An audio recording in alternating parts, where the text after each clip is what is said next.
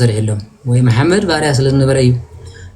ቁርአን ተጻሒፉ ከምዚ ኢልና ንሰብኮ ዘለና ስለዚህ ባሪያ ምዃን ዳምበር ንጉስ ምዃን ዋጋ ዘለዎ ይመስለኒ ስለዚ ንጉስ እንትኾን ካውን ባሪያ ክትከውን መምና ይጽቡቕ እዩ ቦይኻ አስብ ትረክብ የዝብል ሞ እግዚአብሔር አምላክ ምስኸድክሞ ፍቅርን ሰላምን ረድኤቱን ቃል ኪዳኑን ይስደደልኩም ከምቲ አፍ ወርቂ ሰዓትን ፈረቓን መብራህቲ ወሊዕካ ምሳና ከፊልካ ዘለካ እግዚአብሔር ኣብ ህይወትካ ከም ዝመሰለ ድሙቕ ብርሃን ይስደደልካ ነቶም ዝወለድካዮም ዝሓልፍ ጸጋ ንዓኻውን ኣብ ቅድሚ ህዝብን ኣብ ቅድሚ ኩሉን ሕፉርን ክቡርን ኮይንካ ተኸደሉ ዘመን ይሃብካ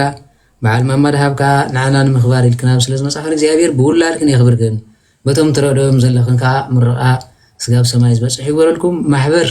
ንዓኹም ዝኸውን ልሳን የብለይን ኣነ ከምዚ እንተበልክኹምስ እንታይ እሞ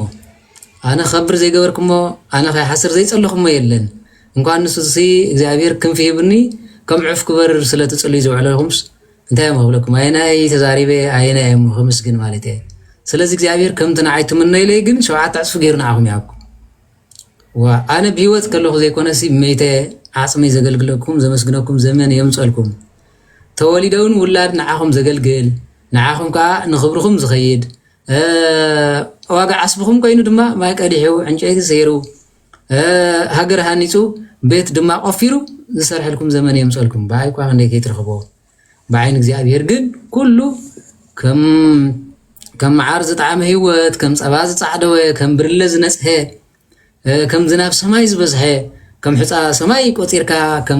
ከም ቃላይ ባሕሪ ሰፊርካ ዘይውዳእ ጸጋ ይሃብኩም ናብ ወለዶኹም ይስገር ተኣንስ ሰምዖ ተስፋ በስራት እግዚአብሔር አምላክ ኣብ ውላድኩም ደቅኹም ይንበር ምናልባት ብስጋ ንእሽቶ ኮይነ በትሰምዖ ግን ቀሊል ነገር አይኮነን بعين እግዚአብሔር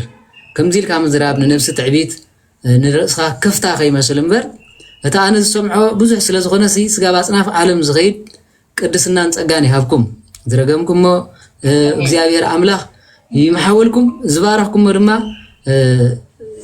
የሰስነልኩም እግዚአብሔር በትውልድኩም ትሕገስሉ በሃገርኩም ትኸርዕሉ በጎራዝኩም ትሕብሓብሉ በጀጋንኩም ድማ እትዕረድሉ ጸጋን በረኸትን ይሃብኩም ማሓፈሻኻ ነዘም ኩሎም ኣብ ዘለኹም ከዓ ንዑ ከምቲ ትጎይዎ ንስራሕ ድማ እግዚአብሔር አምላክ ንመንግስተ ሰማያት ዝጎዩ መላእክት ይላኽልኩም ኣብ ዝኸድኩም ከዓ ዕንቅፋት አይርከብኩም ጸጋ ረድኤት ይኸልልኩም ምሕረቱ ከም ዝናብ በረኸቱ ከም ሕፃ ባሕሪ ይኸዓወልኩም ከም ንፋስ ድማ በዚ መጽ ዘይበሃል ጸጋ ይሃብኩም ጸላይኹም ይበርቅልኩም ፈታዊኹም ይቕርበልኩም እቶም ንዓኹም ዝጸልዩ ብርሑቕ መጎስትኹም ብቐረባ ድማ ሰገድቲ እግርኹም ይግበረልኩም